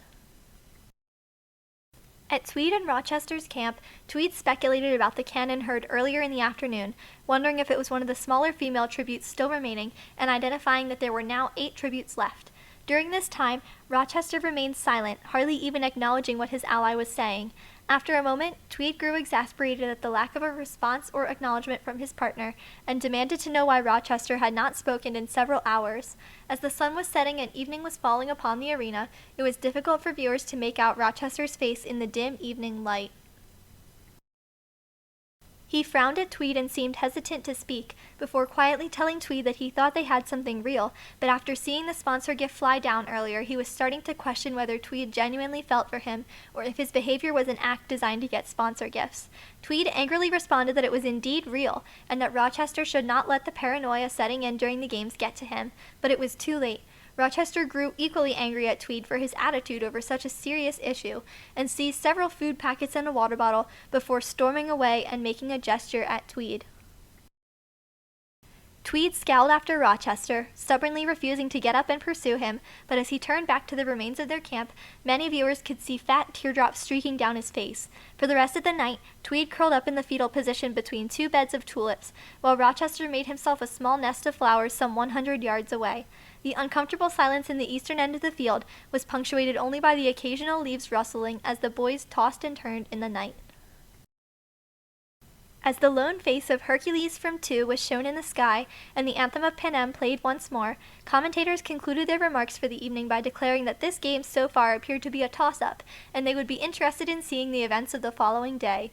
Rosalia appeared to be tearing up at the separation of Tweed and Rochester, and expressed her hope that they would not die angry at each other, although she admitted that she wished both of them could win if it were possible. The next morning, Lena awoke on her straw pallet in the windmill to a disturbance outside. She peered out the window to find that Aurelio and Vesta were standing outside, about to enter. Lena visibly jumped to the amusement of crowds in Mace Square and hastened to gather up her supplies and find a suitable place to hide to avoid being caught. She darted up the ladder from the first floor to the second, head on a swivel, as Aurelio and Vesta entered through the front. The pair seemed engrossed in conversation, with Aurelio admitting that Basra had been correct despite being psycho, and that Hercules had indeed flirted with him during the pre-games period. Vesta appeared quite amused by this and demanded to know the nature of the flirtations, to which Aurelio replied that it involved a lot of comparing certain things to weapons. Lena tucked herself into the grain bin on the second floor, where she had earlier encountered the now-deceased Kareem. Poking her head out, she witnessed Aurelio and Vesta also climbing the ladder, and tensed considerably as they took a look around her area. Vesta remarked that she was surprised no one had been here, although Aurelio noted that he had seen most people scatter at the cornucopia due to the presence of the careers and the assumption they would be claiming the windmill as their camp. While Aurelio continued to inspect the machinery on the second floor, Vesta wandered over to look out the window, passing mere inches from Lena's face as audiences all around Panem held their breath in suspense. Vesta turned, seemingly catching a glimpse of the girl's black braids, but she ducked down and Vesta appeared to brush off the incident as an illusion. However, it did not appear as though she was going to move anywhere, and Lena desperately rooted around in the backpack she was clutching for something to help her out of the situation. At last, she chose the cap on an empty water bottle and waited until Aurelio and Vesta were looking away, holding her breath as the viewers in Mace Square looked on. Tentatively reaching a hand out, Lena hurled the cap as far as she could, sending it flying past Aurelio and down the ladder hole, where it eventually hit solid ground on the first floor. Aurelio perked up immediately and asked Vesta if she had heard the noise, to which she replied that she had. The pair went back down the ladder to investigate, allowing Lena sufficient time to draw a knife from the backpack and stand on top of the grain bin. As quietly as possible, she began cutting a hidey hole out of the thatching in the ceiling of the second floor near the grain chute, just big enough for a small adult to fit through. Sticking her tongue out at the retreating careers and grinning, she tossed the backpack up and pulled herself through this hole, which allowed her to see the previously inaccessible third floor. Compared to the large wind shaft and central gear in the center of this floor, Lena appeared about the same size as a toy doll. The gentle wind outside the windmill was ever so slightly turning the shaft and gear, although not significantly enough as to affect the rest of the mechanisms in the mill. Lena froze for a moment as the careers could be heard returning to the second floor, but managed to eavesdrop from the floor above and discern that they were planning on settling down on the second floor for the rest of the day, to her consternation. The pair appeared to dismiss the falling water bottle cap as an accident, assuming that they had kicked up something left by another tribute. Resigned to her fate of hiding on the fourth floor, Lena decided to look around and examine the windmill mechanics, clearly interested by how she might possibly use them. For most of the afternoon, Lena climbed around the thatched loft in the windmill and made quiet observations about the parts and their uses, while occasionally performing rocking impressions of the careers below her. Sura's group, in the meantime, was nursing an injury while discussing the remaining tributes. Skoda had accidentally nicked herself with one of the group's knives while dividing up some rations, and Hana was administering medical care in the form of water and a shirt strip bandage, as Sura doodled in the dirt again with the tulip stem. Instead of drawing a map as Skoda had done before, Sura was listing out the tributes still left alive, starting with Aurelio. In doing this, she made a mistake and accidentally misremembered Lena from 3 as being dead, skipping right over the pair from 3. In total, Sura correctly counted that there were still 8 tributes alive, and grimaced upon realizing that 2 were careers. As the girls camped out for the remainder of the afternoon, Sura picked several tulips and made flower garlands, inviting the others to wear the garlands as necklaces and imitate wealthy capital citizens. On the opposite side of the field, Rochester bit into a protein bar and stared blankly off into the pale sunlight of the early afternoon, lost in thought. Rosalia wondered aloud if he was thinking about the lack of arena events so far, or perhaps just daydreaming about home. Either way, Rochester was not acknowledging the existence of Tweed several rows of tulips away. Tweed stiffly ate a few bites of food and forced some water down his throat before laying down for an afternoon nap, one hand clutching a knife in the event of an ambush. He appeared to have difficulty sleeping, and at several points appeared to inconspicuously poke his head over the tulip rows to check on Rochester during this time, but he did not dare to get up and attempt to talk to him. Most of the afternoon passed in a tense silence, with the career settling into the ground floor of the windmill, Lena examining its mechanisms on the top floor, Sura's group dressing up as capital citizens, and Tweed and Rochester sulking in silence apart from each other. After a few hours, with no deaths so far, the remaining tributes began to grow restless. Eventually, Aurelio and Vesta decided to leave the comfort of the windmill and ventured out, hoping to kill off more tributes before the game makers got to them first. The pair set off, armed with several weapons and backpacks. Tweed had been watching them as they left the windmill and scavenged around the cornucopia for several minutes, checking to see if anything of value had been left behind from the bloodbath. When they did not find anything of use, the pair of careers turned eastward and started to scan the area for tributes. Tweed ducked back down behind a row of tulips as their eyes just barely missed him, but turned in a panic as he remembered Rochester had been looking the other way when he had last checked on him. Peering through the tulips, Tweed almost fell backwards in shock as he realized Aurelio and Vesta had spotted Rochester with his back turned to them. He had been humming a melancholy tune and preparing for himself a makeshift bed of tulip petals on the ground, likely to make it more comfortable for sleeping at night. Rochester appeared completely oblivious to the career slowly creeping up from behind him, knives at the ready. Out of the tulip row behind him, Aurelio wriggled his fingers around his knife hilt in anticipation, preparing to strike, as Vesta waited eagerly behind him. Every viewer around Panem held their breath as he released it, the knife whistling through the air toward the back of Rochester's neck, but it never reached its target. Instead, it embedded itself in Tweed's arm, slicing a deep cut across his bicep as he tackled Rochester to the ground and shielded his body with his own. Rochester gasped from both surprise and the friction of Tweed's body against his own, flushing bright red once again. Tweed grimaced in pain from the knife embedded in his arm. Nevertheless, he turned and flattened himself over Rochester as Aurelio's next knife landed in the tulips behind them, slicing through the flowers and scattering flower petals on the two boys. Tweed hastened to dig the knife out of his arm, wincing in pain, as Rochester asked in shock why he had saved him. Tweed replied that Rochester needed to know that he did care and was not just using their affection for sponsor gifts, before leaning down and kissing the breathless boy's lips. Rochester melted into this embrace, and the boys seemed to forget that there were two bloodthirsty careers already aiming their next knives from a tulip bed over. Rochester helped Tweed to his feet as he struggled to move his injured arm, and admitted in a hushed tone that he had loved Tweed from the beginning, and now wanted nothing more than to fight at his side or die at his side. The boys readied their knives in response to the careers and stood back to back, preparing to throw theirs in unison over the tulip bed and attempt to injure them. During this time, Aurelio and Vesta had managed to mount the flower bed and were now in the same row as the boys, proceeding toward them with knives and miniature scythes in hand. Tweed glared at the careers and brandished a knife with his good hand.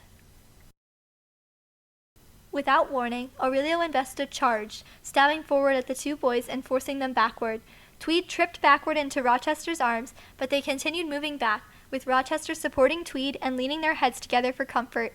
In a desperate gesture, Tweed threw his single remaining knife at the pair, but it was deflected by Vesta and sailed harmlessly into a bed of pink tulips. Rochester smiled weakly and picked flower petals out of Tweed's hair, ruefully stating that this was likely the end for them.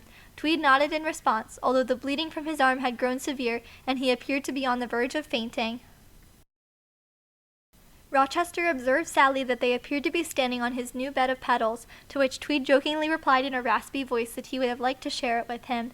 Vesta and Aurelio approached, panting slightly but grinning at having backed their prey into an inescapable position. Vesta appeared to soften slightly at seeing Rochester tenderly holding a weakened Tweed against himself, cradling him in the sunset light, but shook her head with steely resolve. Together, she and Aurelio nodded at each other and prepared to hurl their knives at the boys' exposed necks. However, Rochester was quicker. His eyes met Tweed's, and they put their foreheads together, kissing for one last time as their salty tears mingled together. Tweed nodded to his partner as if telling him, "Get it over with," and Rochester released his lips from Tweed's to comply. He pulled his knife from his pocket and in a reluctant but decisive mood plunged it into Tweed's chest, causing the other boy to gasp. Painstakingly, he removed the knife, wiped it off on his own shirt, and took a deep breath before stabbing it into his own chest. Rochester cried out in pain involuntarily, dislodging the knife from his chest with great effort. He whispered feebly to Tweed that he would not want to die alongside anyone else, and it was an honor to die with him. Tweed quietly repeated to Rochester that he was very glad to have met him, and that he would not die any other way, in the arms of a beautiful person and surrounded by flowers and a sunset. Tears rolled down Rochester's face as he pressed his lips to Tweed's once more, and a cannon rang out. Rochester weakly collapsed on top of Tweed's body, burying his face in the other boy's shoulder, and his body shook with emotion as his breathing slowed. While Aurelio and Vesta grimly looked on, Rochester managed to feebly reach a hand out and sprinkle some flower petals on himself and Tweed. Having accomplished this laborious task, he smiled in pure bliss and heaved a great sigh as his own cannon sounded moments later. Aurelio and Vesta turned away as the boys' bodies, intertwined, were removed from the arena and returned back to the windmill for dinner. Lena had been watching these events unfold from the windmill loft and frowned as she drew away from the window. Though it was not clear on camera what she was doing, she clambered up onto the wind shaft, shimmied towards the exterior of the mill, and appeared to be carving a space out of the thatching above the space where the wind shaft exited the mill. She was so intent and focused on this work that she did not realize that night had fallen until stars were twinkling in the arena sky. Panem's anthem played as usual, and the portraits of Rochester from 6 and Tweed from 8 were shown in the night sky. Back at Sura's Alliance camp, the girls appeared in shock about the deaths of 2 tributes so quickly. Sura brushed off the deaths as a necessary evil to her alliance, but when she believed they were not paying attention, she hid her shaking hands in her pants pockets. Sura offered to take first watch overnight and could be seen running statistics through her head and drawing them by moonlight on the ground with a tulip stem. 6 tributes remaining and no arena events yet. Sura puzzled over this latter fact for several minutes, attempting to work out what the game makers could throw at the tributes, as their numbers dwindled to only a handful. Her confusion would be answered the following morning when an announcement was delivered by head game maker Marin that at precisely 9 o'clock, the first arena event would be triggered. Every single tulip in the arena would release toxins which, if inhaled, would cause a swift death. The only way to avoid dying was to come into possession of one of 6 immunity pills, which would be in individual boxes at the cornucopia. Anyone without a pill in 10 minutes' time would be powerless against the flower's toxins. Because of the girls' distance from the cornucopia, they agreed to move closer to it in order to get a better view. From the windmill, both Lena and the careers watched the pillboxes rise at the cornucopia. Aurelio and Vesta decided to camp outdoors near the cornucopia, hoping to catch one of the other remaining tributes in the act of trying to take an immunity pill. Lena noticed this, and audiences could almost see the gears turning in her head as she attempted to figure a way out of this situation. After a minute of scanning the area for useful items, she managed to come up with an idea. She tied a rope from the corner of the room to her arm and made a slip knot at the end, fastening it securely. Rosalia commented that while it was unusual for those from District 3 to have knot expertise, she believed it was a skill taught to some factory workers in the event of a dangerous situation in the workplace. Lena crawled onto the wind shaft and very carefully out onto the back side of one of the windmill arms, which had fallen perpendicular to the wind shaft. Due to her lightness, she did not move the arm too much with her weight as she slowly inched forward towards the middle. Reaching out with her arm, using the other arm and legs to steady herself, she leaned out. She lowered the rope downward and outward and managed to snare a pillbox without the careers noticing, as they had been looking out across the field. However, she flinched a moment later as it slipped out of the rope's knot and fell quietly back onto the table. Lena once again guided the rope back to the pillbox and tried to snare it again, but this time she nearly lost her balance and squeezed herself against the arm for stability. Visibly sweating from the heat and stress, Lena repeatedly glanced back and forth between her rope and the careers, finally managing to get a good hold around the pillbox after several failed attempts. Slowly and deliberately, she raised the rope back up to her position and triumphantly collected the pillbox. Lena then climbed back up the arm into the safety of the windmill loft, swallowing the pill with some water as she did so. Meanwhile, the careers below her had also successfully taken their immunity pills and were now just sticking around to see if there would be an opportunity to kill someone. Sura's alliance decided to leave Skoda behind to guard the supplies, while Sura and Hana would work together to get immunity pills for all 3 girls. Sura comforted Hana as they left their new campsite closer to the windmill, and told her calmly but firmly that if anything happened to her, Hana would need to run away to ensure herself and Skoda could survive. Hana's eyes widened in fear upon hearing this, but she reluctantly agreed to the request. The two girls made their way through rows of tulips, settling at a comfortable distance from the cornucopia to scope out the scene. They could see Aurelio and Vesta standing around under the windmill arm, although failing to notice Lena's retreating figure shimmying back the way she had come into the safety of the windmill loft. Because of the way the immunity pill boxes were positioned, it would be possible to army crawl through the tulips and retrieve some, if they were careful. Sura deemed this move too risky at the moment due to Vesta looking in their direction, and cautioned Hana with a nudge to stay back. As they watched, Vesta turned back towards Aurelio, and Sura wiggled forward until she was directly under the feast table, still partially camouflaged. Believing the careers' backs to still be turned, Sura motioned for Hana to join her, putting a finger to her lips. Hana obliged and crawled forward towards the table, but instead of reaching the table, she collapsed suddenly in the bed of tulips. Sura clamped a hand over her mouth in shock as she squinted to see what happened, and edged backwards so her back was against the cool metal of the cornucopia. From this vantage point, she could see a miniature scythe embedded in Hana's back. Hana wheezed as Aurelio moved forward around the table, proud of his aim. Sura watched his legs pass by, in mute horror.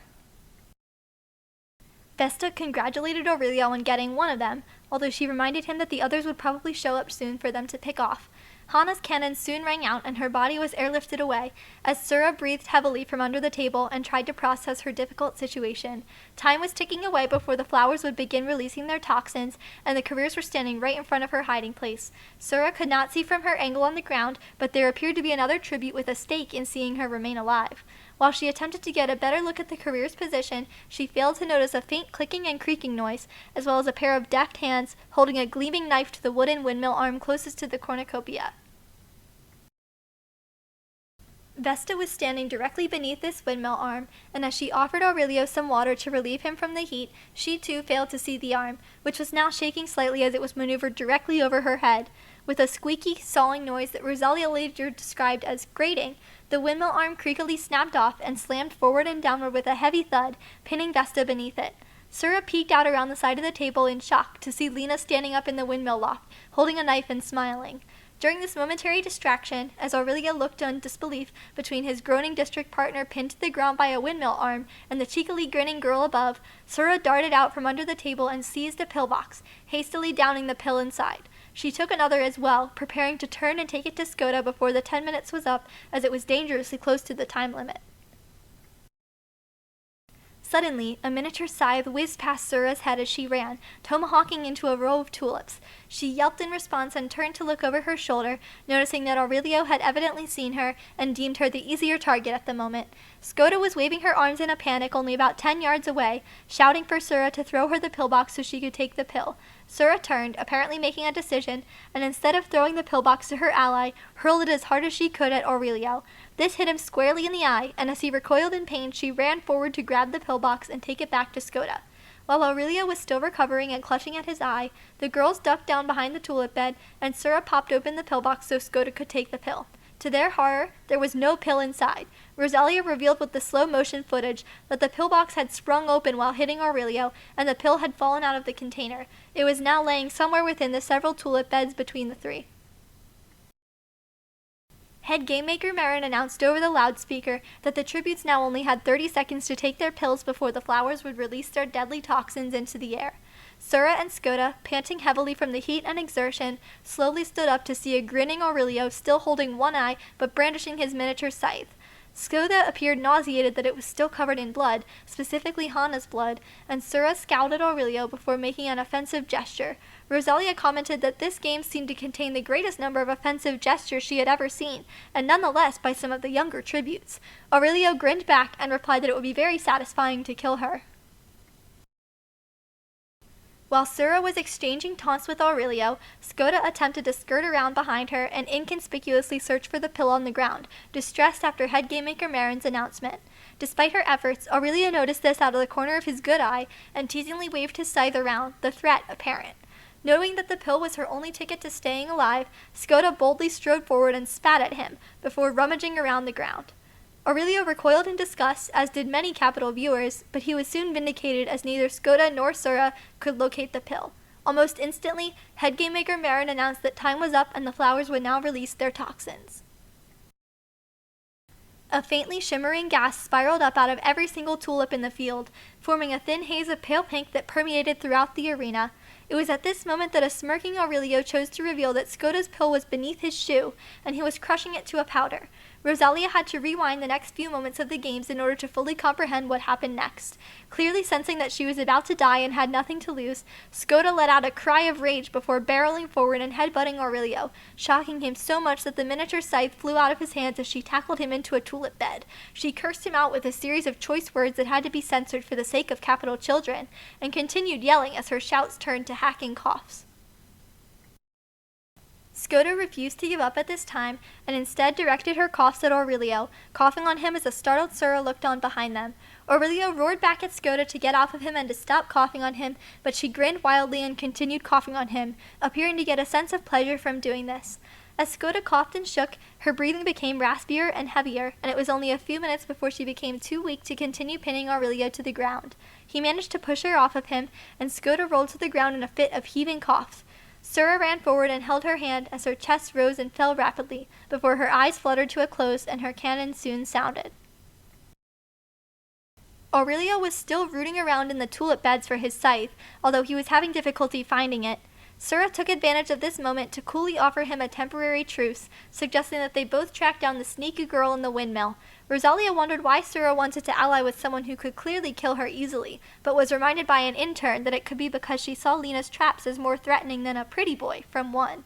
Aurelio hesitantly agreed to the truce and soon located his scythe as Sura fished out a knife from Skoda's pocket before the approaching hovercraft arrived to collect her body. The pair regarded each other warily, but nodded in mutual agreement as they began the trek back towards the windmill to find their last opponent. Lena watched the encounter between Sura, Skoda, and Aurelio from afar, and paled considerably upon seeing Sura and Aurelio making a truce and heading in her direction. To many viewers' surprise, she quickly crawled through the hole to the second floor and climbed down the ladder to the first floor. She sprinted out of the windmill and appeared to survey the ground near the cornucopia and podiums, regarding the area pensively. After a moment, she drew her knife and began digging around her former podium. Cameras attempted to zoom in on her as she reached in the holes she had created in the ground and pulled several small items out, gingerly carrying them back into the windmill and taking extra care to not jostle them while moving up the ladder. Lena removed some more rope from the corner of the room and divided her time between tinkering with the items and looking out the window at the two other tributes, who were now nearing the cornucopia area. They did not seem to notice the holes in the ground around some of the podiums. Lena stepped back, admiring her work, as the cameras revealed the tiny landmines rewired and strapped to the central spoke of the wallower gear, which extended through the middle of all the floors in the windmill. She carefully stepped back and drew her knife again, preparing to face the oncoming Aurelio and Sura. As the unlikely allies from 1 and 8 neared the windmill, Sura seemed to sense something was off. She nudged Aurelio and urged caution, stating that after the windmill stunt, she was worried about this tribute. Aurelio agreed, and they carefully entered the windmill's first floor with their weapons drawn. The pair scoured the first floor for any suspicious items or signs of human presence, but found none other than the discarded water bottle cap from the previous day, which Aurelio again dismissed as leftover from the tribute who had occupied the windmill before himself and Vesta. Forced to conclude that there was nothing of note on the first floor, Aurelio made Sura go up the ladder first, wiggling his scythe menacingly at her. Sura scowled in reply, but not wishing to face the boy in a fight until their final opponent was taken out first, reluctantly scaled the ladder to the second floor.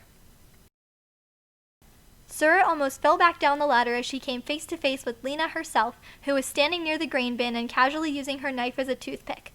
Lena appeared surprised to see them, but wiped the knife on her shirt and waved at Sura, stating that it was unfortunate they had not met since training. Sura shrugged and replied that she seemed to have done quite well for herself, to which Lena offered a toothy grin and admitted her Uncle Matteo would be pleased at seeing her get this far. The pair's banter was interrupted by the ungraceful entrance of Aurelio, who swore loudly as his foot slipped on the ladder up.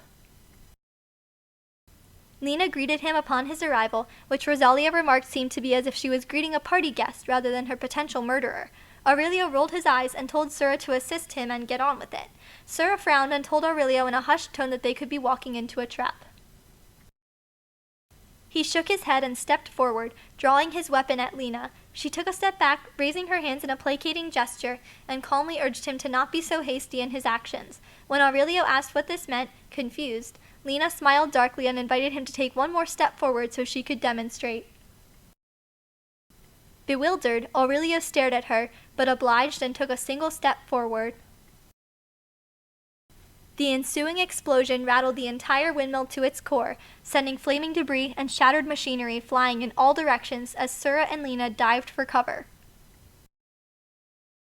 Sura screamed as she sheltered behind the same trip hammer block where Lena had earlier killed Kareem, clutching her ears in pain in an attempt to stop them from ringing. Lena looked on triumphantly from behind the grain bin, although she still appeared slightly nauseated at the thought of dying in such a messy way. As for Aurelio, a capital hovercraft soon entered to collect what bits still remained of him. During the explosion, the windmill's thatched roof had caved in and created a divide between the final two competitors. In addition, a few of the remaining windmill arms had fallen on top of the caved-in upper floor and had been set aflame by the exploding landmines. Rosalia and Capitol audiences stood aghast at this turn of events, but appeared more curious to see how things would play out between the final two tributes. Sura and Lena both appeared to have difficulty hearing due to the magnitude of the explosion and stared at each other from across the divide. Sura shouted across to Lena that she was both the smartest and most bonkers person she knew, before laughing in a somewhat deranged manner. Viewers could see the explosion had singed off one of her eyebrows.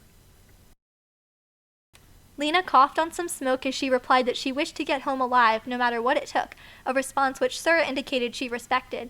She added that while she disagreed with Lena's methods, namely causing explosions, she could respect the reasoning. Lena managed to find an undamaged portion of the floor connecting the two sides and offered the other girl a handshake. Sura accepted and clasped their hands together, admitting that she would have liked to know her better before having to kill her. Lena agreed and shook her hand, although her expression morphed from one of sportsmanship to a calculating look as she suddenly fainted to the side. Sura turned in bewilderment, the girl's hands still clasped together in a handshake, as she realized that Lena had turned so she was now facing outward from the windmill, and she herself was dangerously close to the edge. She began to laugh a rueful and dry laugh as she realized her opponent was slowly but surely pushing her off the windmill. Lena grimaced and apologized, but Sura was too busy laughing wryly at the deception. As Lena stepped closer with her hands still closed tightly around Sura's, forcing the girl from 8 outward, she yelped upon realizing that Sura had slashed her knife into her side. The two girls then engaged in a ferocious struggle at the edge of the windmill, with Lena trying to remove the knife from her side and Sura trying to twist it further.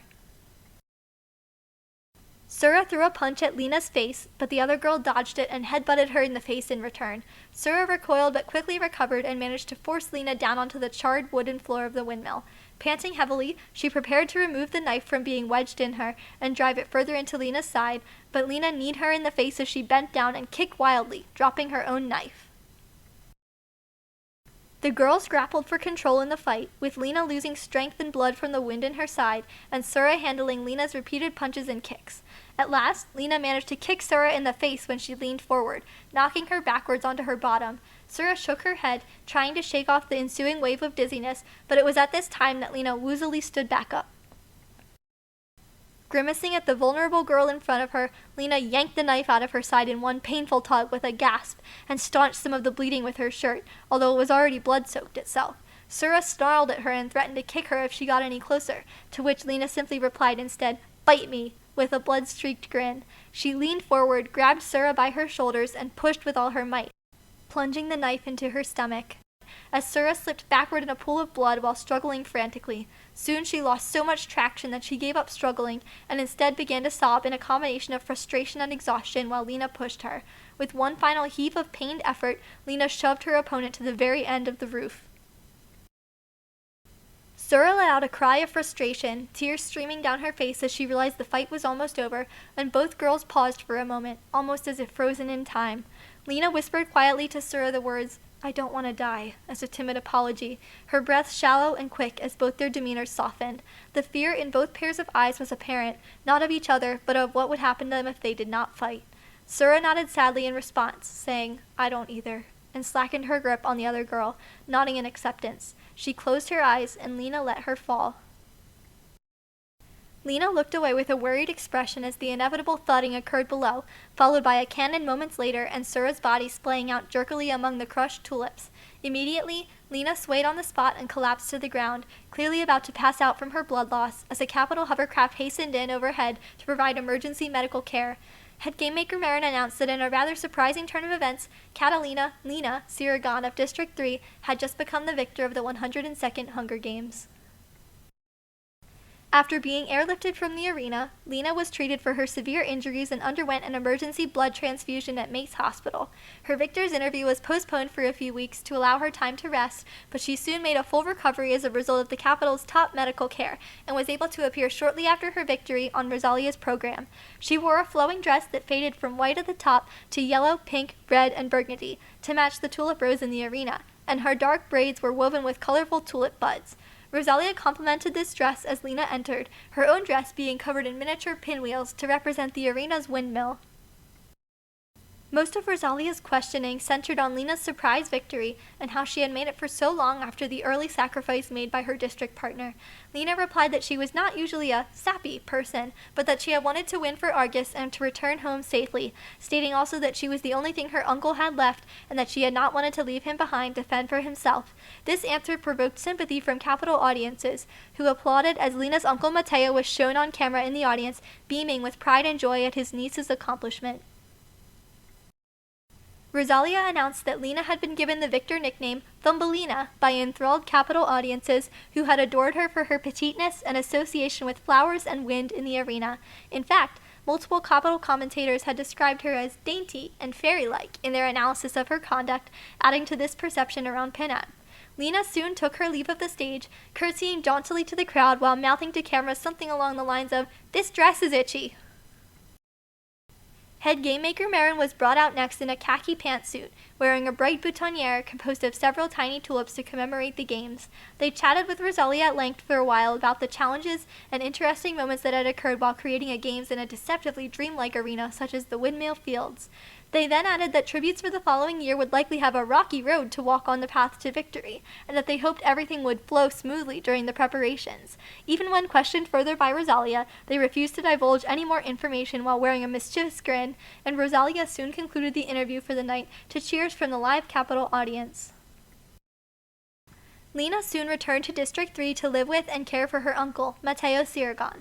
The pair led a relatively quiet life until his eventual passing due to illness shortly before the 118th Games, and Lena was known to be a kind friend to other victors regardless of district.